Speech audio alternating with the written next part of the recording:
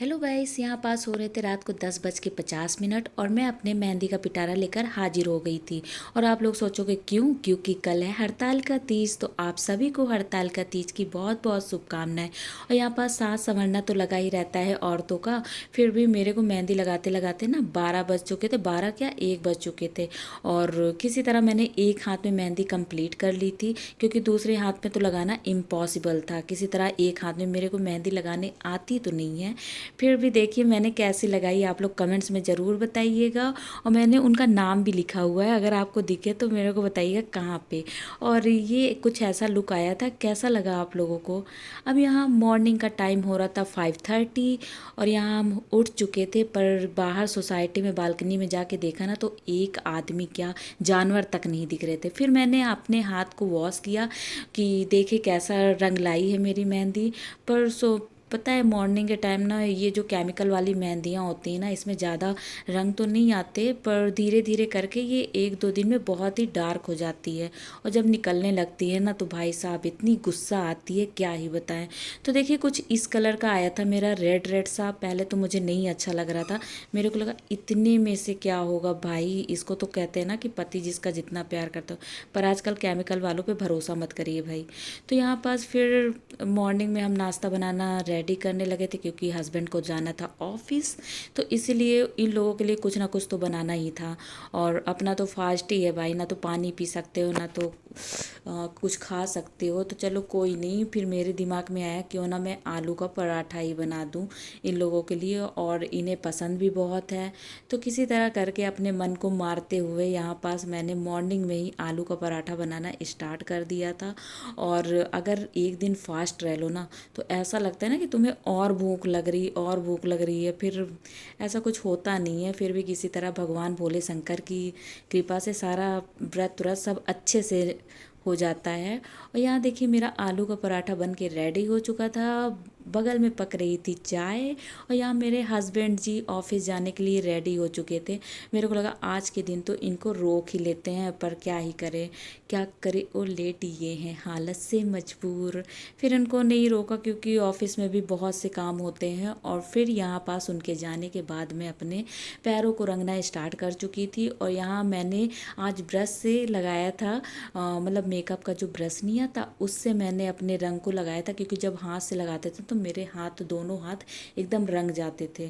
और फेस पे भी कलर लग जाता था, कपड़े पे भी लग जाता था। पर मैंने एक वीडियो में देखा था कि इसमें मेकअप वाले ब्रश से कलर लगाती हूँ, और बाय गॉड ना बहुत अच्छा से लगा था। मतलब इधर उधर फैला भी नहीं और अच्छे से लग गया था। और ये टिक्कर के बीच में जो बगल बगल बिंदी है ना, वो तो रखना बनता ही है, क्योंकि इसके बिना तो अधूरा ही था। और फिर यहाँ देखिए मेरे पैरों का लुक कैसा आ रहा था, सारा फैल गया था एकदम से।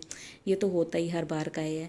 और ये मैंने सूट इसलिए वेयर कर रखा था क्योंकि हमारे यहाँ आपकी तीज की जो पूजा है वो नहीं हो सकती, क्योंकि होता नहीं सूदक पड़ता है हम लोगों के यहाँ। तो तीज की पूजा मतलब जो भी फेस्टिवल होते हैं फास्ट वाले, उसमें आप लोग पूजा नहीं कर सकते, पर जल चढ़ा सकते हैं। तो देखिए धीरे धीरे करके मेरी मेहंदी डार्क होना स्टार्ट हो गई थी। अब निकलते हैं हम लोग मंदिर के लिए। तो यहाँ पास ना अर्धनारेश्वर मंदिर थी, जो कि बहुत बड़ी मंदिर थी। यहाँ मैं फर्स्ट टाइम गई थी, पर देखने में बाहर का नज़ारा ना एकदम टीवी वाला लुक आ रहा था, जैसे सीरियल में मंदिर नहीं दिखाई देती, एकदम उसी तरह से। फिर सीढ़ियाँ भी वैसी ही बनी थी, मतलब वो वाली वाइब्स आ रही थी अंदर से कि ऐसे चढ़ रहे हैं, लग रहा होगा ना जैसे आरती की थाल लेकर कोई चढ़ता। पर यहाँ थाल तो नहीं थी, मेरे पास एक ले देकर झोला ही था, जिसको मैं लेकर गई थी, क्योंकि जल ही तो चढ़ाना था। आरती वगैरह कुछ करना नहीं था, सिर्फ शिवलिंग पे जल चढ़ाना था। फिर जैसे ही अंदर एंटर करते हैं ना, तो ये जो घंटा था बहुत ऊंचे पे लगा था। मैंने कहा बजा नहीं पाएंगे, फिर भी किसी तरह मैंने बजा लिया।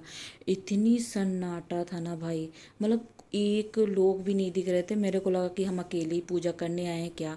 फिर वहाँ पास गए तो फिर पंडित ने कहा कि आप वीडियो इमेज नहीं ले सकते हो। फिर भी मैंने किसी तरह एडजस्ट करके अमित ने ले लिया था। मैंने कहा कम से कम बाहर तो ले सकते हैं। तो यहाँ पास मैं सीढ़ियों से उतरते टाइम की वीडियो बना ही रही थी कि सामने से ना एक लड़के को कुत्ता दौड़ा लिया था। मैं उसको देखने के चक्कर में अपनी वीडियो ही ख़राब करके बैठ गई थी। और फिर जैसे ही यहाँ आते हैं ना, तो यहाँ पास बगल में जो मंदिर थे उसमें नौग्रह देव रखे हुए थे। सबके मैंने आशीर्वाद लिया, चरण स्पर्श किया। मतलब यहाँ पास ना छोटे छोटे मंदिर करके सारे भगवान एडजस्ट कर दिए हैं। और ये भी नहीं कि एक में ही बैठाल दिए, अलग अलग सबके मंदिर यहाँ पास थे। मेरे को लग रहा था आज मेरा ना तीज इतना स्पेशल हो गया कि सारे भगवान का आशीर्वाद, सिर्फ भोले शंकर ही नहीं, सारे लोगों का आशीर्वाद मुझे अच्छे से मिल गया। फिर यहाँ पास आते ही तुलसी माता दिखी मेरे को, मैं तुलसी तेरे आंगन वाली फीलिंग आ रही थी। फिर यहाँ जैसे ही आए तो राम लक्ष्मण सीता माता और हनुमान जी, राधा कृष्ण, सारे की मूर्तियाँ मिली। मतलब कि मन इतना अच्छा हो गया था ना। अगर आप फास्ट और अगर आपको एनर्जी चाहिए ना, तो आप मंदिर चले जाओ, वहाँ आपको लगेगा नहीं। मैं पैदल चल के आई थी 1 किलोमीटर, फिर भी मेरे को अंदर से थकावट एकदम नहीं लग रही थी। और यहाँ सबको देख देख के ना, तो मेरा अंदर से मन ही अच्छा हो गया था। फिर जैसे ही आगे बढ़ते तो वहाँ पास शीतला माता की मंदिर मिलती है, उनके बगल में गणेश जी स्थापित थे। और भाई गणेश चतुर्थी भी आने वाली थी, इसलिए सबका आशीर्वाद मिल गया। और यहाँ जैसे ही हम शिवलिंग के पास पहुँचे थे, आरती स्टार्ट ही हो रही थी। आरती का वीडियो आप लोगों के साथ शेयर नहीं कर रहे हैं, क्योंकि उस समय लेना मतलब कि इम्पॉसिबल था, वहाँ पास अलाउ नहीं था। और फिर यहाँ जैसे ही मैंने जल चढ़ाया, इतने बड़े शिवलिंग थे ना कि मेरे बस थोड़े से छोटे आ रहे थे बाकी, और उनके ऊपर जल चढ़ाना, माथा टेकना इतना ईजी हो गया था ना। बहुत अच्छा लगा, बहुत। मतलब मंदिर इतनी प्यारी थी ना, क्या ही बताएं आप लोगों को। फिर यहाँ पास मैंने सारे देवी देवताओं पे जल चढ़ाया, गणेश जी के ऊपर, पार्वती माता के ऊपर, और कार्तिकेय भगवान के ऊपर, और नंदी जी से भी प्रार्थना की। उनके कानों में कहने से ना आपकी कामना पूरी होती है, तो मैंने वो भी कर दिया, कह दिया उनसे।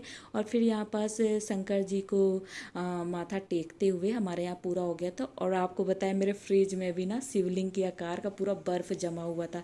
देख सकते हैं आप लोग, कैसा लग रहा है ना, जैसे बर्फीले बाबा टाइप।